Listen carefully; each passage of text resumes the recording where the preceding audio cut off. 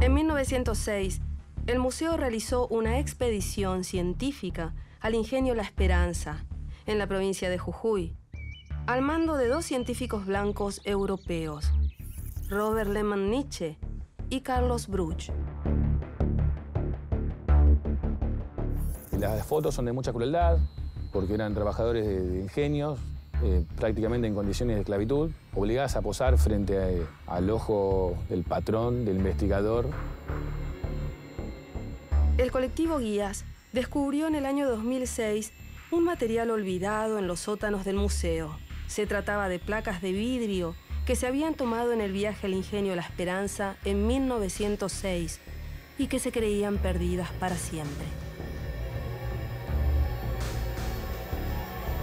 Lo que escuchaba de mi mamá, de mi tía, que ellas trabajaban ahí, mi familia materna trabajó también mucho tiempo ahí, llevaban muchos indígenas para esclavizarlos. El ingenio es un cementerio indígena. Mano de obra prácticamente esclava, mal paga, que no conocía mucho el sistema de intercambio, ¿no? de un sueldo por el trabajo en ese momento y hacerlos prácticamente prisioneros del trabajo en el ingenio.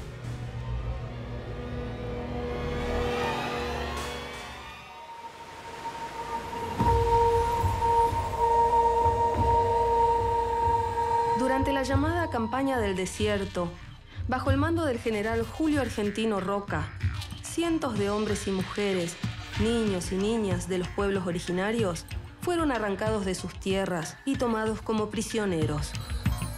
Algunas de estas personas fueron exhibidas como piezas de una colección viviente en el Museo de Ciencias Naturales de La Plata. Fueron estudiadas y fotografiadas, y luego de su muerte continuaron cautivas.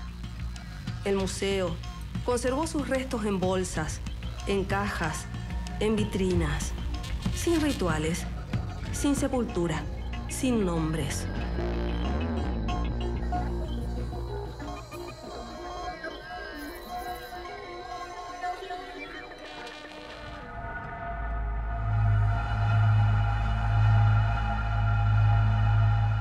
...1906... fue un año de cambios y movimientos en el Museo de La Plata.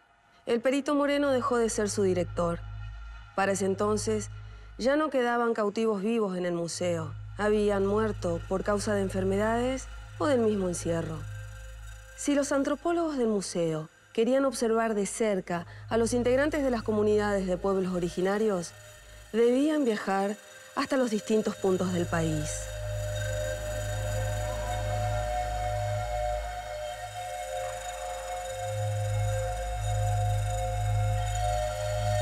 En 1906 cambió el director, que fue Samuel Lafón Quevedo, y él tenía una red de contactos entre la comunidad inglesa, en Sudamérica en general, muy importante.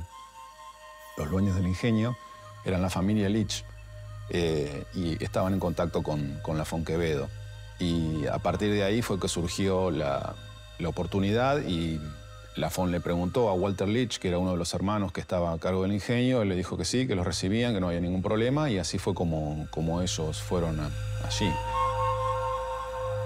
Publicaron este trabajo, el museo invirtió una gran cantidad de fondos en la publicación, se mandaron a hacer pruebas a Alemania de fototipia de las fotos que habían logrado sacar, se pensó la publicación de un volumen de gran tamaño, se buscó darle gran publicidad y gran difusión y la mejor calidad posible al trabajo. En 1906, el museo realizó una expedición científica al ingenio La Esperanza, en la provincia de Jujuy, al mando de dos científicos blancos europeos, Robert Lehmann Nietzsche y Carlos Bruch.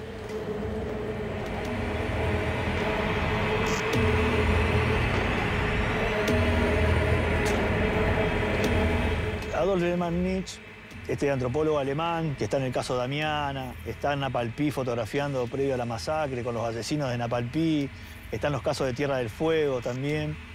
Viaja muy joven al ingenio de La Esperanza, que se pone en la exposición, los hermanos Lynch, los dueños del ingenio, también fundado en 1884, en el mismo momento fundacional del Museo de La Plata. Cuenta que logra cerrar un patio para poder fotografiar hombres y mujeres. En ese momento los indígenas iban llevados por miles a trabajar en los ingenios. Fue en Jujuy, en 1906.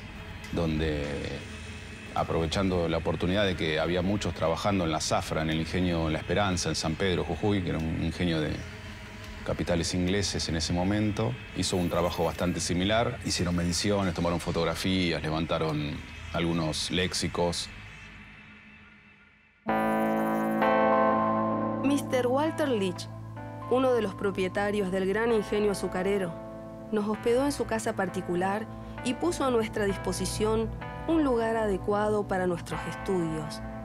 Y, al frente mismo de nuestra pieza, interesándose vivamente en nuestros trabajos, no se cansaba de mandarnos gente día a día y cada mañana, llevándonosla hasta personalmente para ser examinada.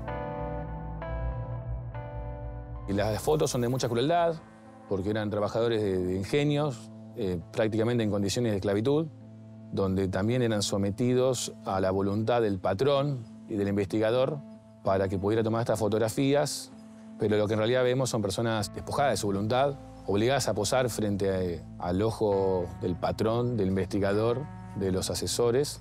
Muy triste ver el rostro de estas personas. Se transmite en su mirada la tristeza o el momento feo, el momento por el cual están siendo sometidas a esas prácticas. Robert Lehmann Nietzsche nació en Polonia en 1872. Estudió ciencias naturales, antropología y medicina en Múnich y Hamburgo, y viajó a Argentina a los 25 años, donde fue jefe de la sección antropológica del Museo de La Plata, cargo que ocupó hasta 1930. Durante su gestión, participó de numerosos viajes de exploración, en los que hizo mediciones, fotografías y estudió el lenguaje y los dibujos de aquellos, como él los llamaba, habitantes naturales, que estaban muy cerca de extinguirse para siempre. Carlos Bruch nació en Alemania en 1869, de familia de imprenteros. Al llegar a la Argentina en 1887, fue convocado por Francisco Moreno para trabajar en la imprenta del museo. En 1906, viajó junto a Lehmann Nietzsche al ingenio La Esperanza para hacer un estudio fotográfico de la población.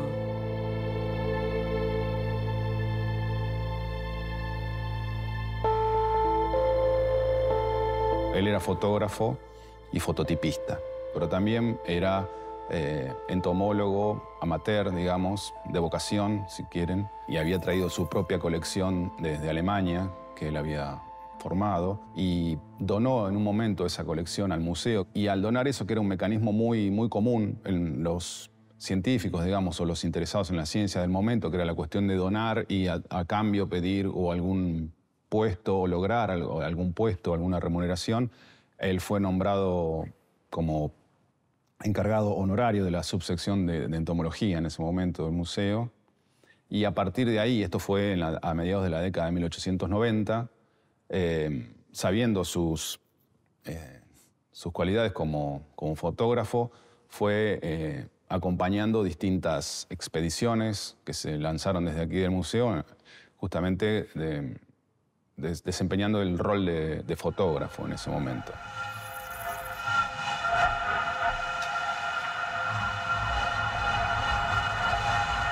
Gran parte de las colecciones antropológicas del Museo de La Plata se conformaron a partir de los viajes que el mismo Perito Moreno hizo a la Patagonia, incluso entre las comunidades de Inacayal o Foyel. En ese momento es que él los conoce a Inacayal y a Foyel. El Perito Moreno estaba realizando viajes de expedición, ya que estaba encargado de fijar los límites entre Chile y Argentina. Y en muchas de estas expediciones, el Perito Moreno va recolectando ya cráneos de personas que eran asesinadas o fusiladas por el ejército o de los mismos cementerios que él iba profanando, ¿no?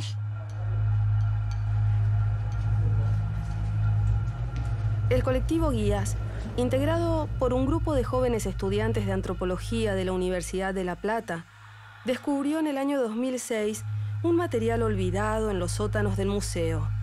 Una caja de cartón con 68 fotografías en formato de 18 por 24 centímetros. Se trataba de placas de vidrio que se habían tomado en el viaje al ingenio La Esperanza en 1906 y que se creían perdidas para siempre. ¿Por qué un testimonio documental tan importante como el de la expedición científica al ingenio La Esperanza terminó extraviado en los sótanos del museo? Había muchas placas. En una caja recuerdo que había más de 50, casi 60 placas, algunas deterioradas o con fragmentos por golpes.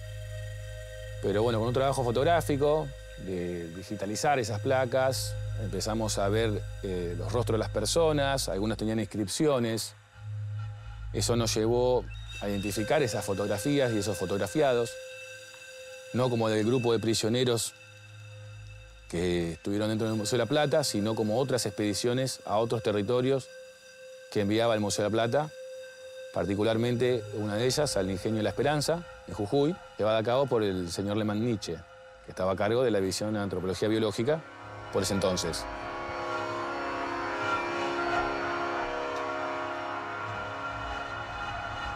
Estas fotografías que hallamos en placas de vidrio daban cuenta de la explotación sobre los pueblos originarios del norte que se estaban haciendo en el ingenio La Esperanza en San Pedro, Jujuy. Eran imágenes de frente, de perfil.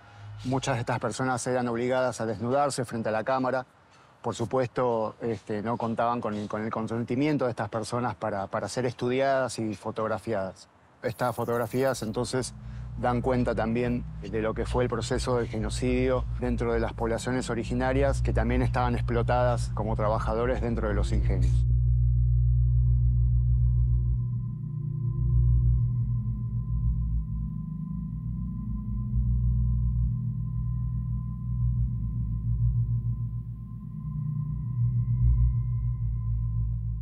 El mismo Lehmann Nietzsche escribe: va al ingenio La Esperanza a medir indígenas. Imagínense las condiciones en que trabajaban, en las condiciones en que vivían. Y eso estaba naturalizado, que estuvieran esos trabajadores en esas condiciones, y naturalizado que unos antropólogos porteños fueran a medirlos para poder hacer antropometría y compararlos, vaya a saber con quién. Entonces hay una apropiación que tiene que ver con un modelo de país, de expansión territorial, de colocar los hitos, decir, el Estado llegó hasta acá. El Estado no había entrado antes de finales del 19 en esa maraña del impenetrable. El objetivo del viaje de Lehmann Nietzsche y Brut al ingenio jujeño La Esperanza era realizar un minucioso registro fotográfico para el Museo de Ciencias Naturales de La Plata. El ingenio La Esperanza fue fundado en 1882 por los hermanos Walter y Robert Leach. Allí se plantaba caña de azúcar, se elaboraba y vendía materia prima y alcoholes. La incorporación de nueva tecnología, maquinaria de vapor y la explotación de los pueblos originarios del Gran Chaco eran las bases que sostenían su funcionamiento.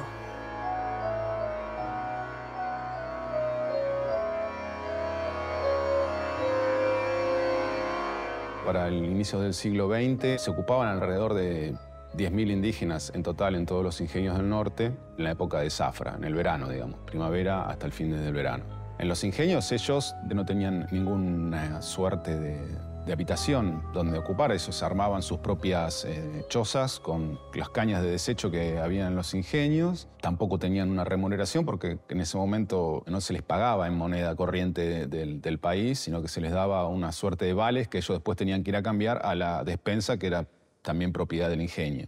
Y generalmente eso se cambiaba por aguardiente. Los hombres cobraban más que las mujeres y todos cobraban muy poco, y los niños no cobraban. Y así vivían durante varios meses en el ingenio, masticando caña y trabajando todo el día.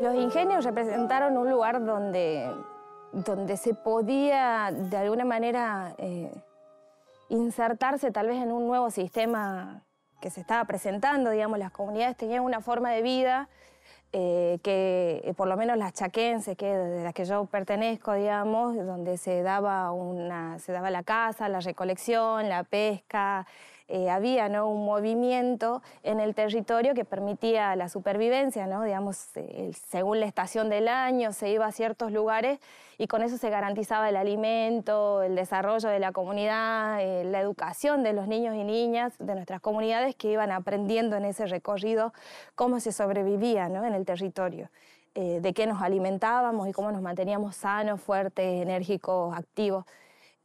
Pero cuando se presenta otra forma, digamos, en el territorio, cuando avanza el Estado sobre nuestros territorios, se presentan otras formas, digamos, de sobrevivir a algo que nos cayó encima, ¿no? Y era el sistema de producción, digamos, había que trabajar para las empresas de algún modo y lo que hicieron los ingenios fue captar a personas de las comunidades indígenas como mano de obra prácticamente esclava, mal paga, que no conocía mucho el sistema de intercambio, ¿no?, de un sueldo por el trabajo en ese momento, y que fue creando un sistema así de llevarse siempre a las personas más jóvenes, más productivas, incluso a familias de los ingenios, y hacerlos prácticamente prisioneros del trabajo en el ingenio.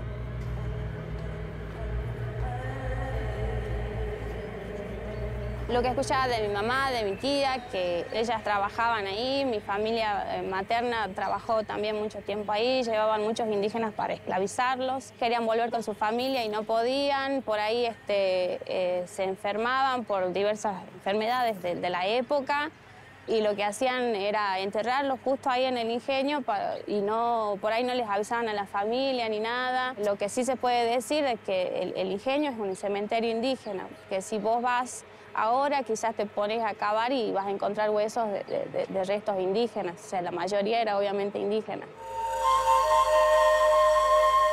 En 1907, en la sección antropológica de los Anales del Museo de La Plata, Robert Lehmann Nietzsche publicó Estudios antropológicos sobre los chiriguanos, chorotes, matacos y tobas, dedicado a mostrar los resultados de la expedición. Los hombres tobas, de tipo indiferente cuando jóvenes, con los años presentan bien marcados los rasgos del hombre primitivo. Las mujeres mataco, no menos sucias y llenas de piojos que los hombres, representan más bien sonomías indiferentes y quedan en parte bonitas con los años. Dentro de las fotografías que encontramos, había varias de la expedición que realizó Lehmann Nietzsche y Carlos Bruch al ingenio La Esperanza en San Pedro Jujuy. Son imágenes terribles de personas que estuvieron esclavizadas en los ingenios de distintas comunidades del norte de Argentina, en donde también se los retrataba de frente y perfil y en muchos de los casos las desnudaban a las mujeres. Encontramos algunas con el labio partido, con el ojo en compota. Pero eran fotografías que, digamos, buscaban o reducían a la gente a ese estado de cosa prácticamente, ¿no? De objeto que debería ser estudiado de la mejor manera posible, de la forma más objetiva posible, sin ninguna interferencia de ningún tipo. Se ponían contra un telón de fondo que era blanco, de un color neutro o gris clarito, buscando destacar los rasgos físicos. Tenían ese objetivo, ¿no?, de transformar a la persona como si fuera uno de estos bichitos que vemos acá en las estanterías, libres de toda influencia externa que se consideraba perniciosa de alguna manera o que no permitía ver la esencia, entre comillas, de los rasgos fisonómicos de la persona.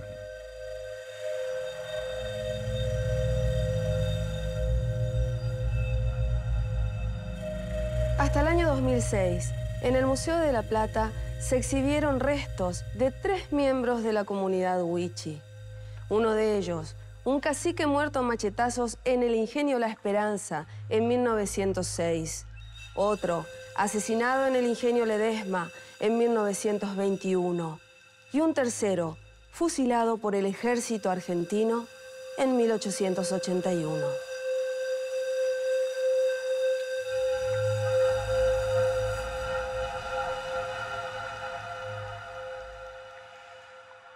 Hay muchas personas que por ahí necesitan ser un poco más espirituales y darse cuenta de que lo que están haciendo está mal, digamos. Hay muchas luchas de cerrar, por ejemplo, zoológicos porque hacen daño a los animales y por qué no hacen lo mismo con personas que estaban vivas, digamos, son personas igual que ellos, que fueron saqueados de su lugar donde nacieron, digamos.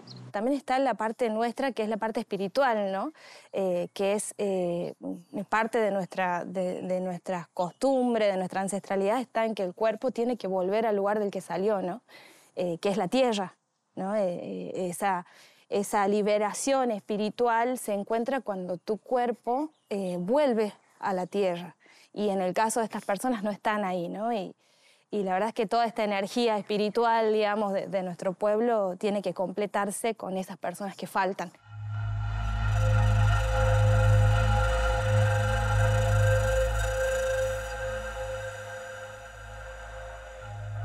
Es importante, digamos, esa descomposición completa en la tierra, ¿no? Y nosotros le damos vida a lo que está en el lugar donde vivimos, donde nos criamos, de donde somos, ¿no? Los cuerpos concentran energía, digamos, una energía que tiene que ver con el espíritu de la comunidad, del pueblo, ¿no? Entonces, todos somos importantes. Esa persona que no está nos falta. Entonces, es muy importante ese regreso, digamos, que esté ahí. Pensábamos en el cuerpo que se encontró en el ingenio, que se llevó del ingenio y a lo mejor nunca vamos a saber su nombre, capaz que no sabemos a qué familia pertenecía, no importa quién era, lo importante es que era un hermano, digamos, y que tiene que estar de donde es, digamos. Esos asesinatos se dieron en el marco ideológico del genocidio de Julio Argentino Roca. Los cuerpos de las víctimas permanecieron en el Museo de la Plata desde que fue fundado, como un símbolo de discriminación, racismo y dominación. Los ingenios azucareros funcionaban casi como campos de concentración para los pueblos originarios, explotados como mano de obra esclava. También, y por esa razón, los pedidos de restitución forman parte de una reparación histórica. El camino recorrido hasta aquí ha sido largo y difícil. Gracias a la lucha de las comunidades indígenas y la labor de un grupo de antropólogos y antropólogas del colectivo Guías, somos testigos de un cambio de paradigma.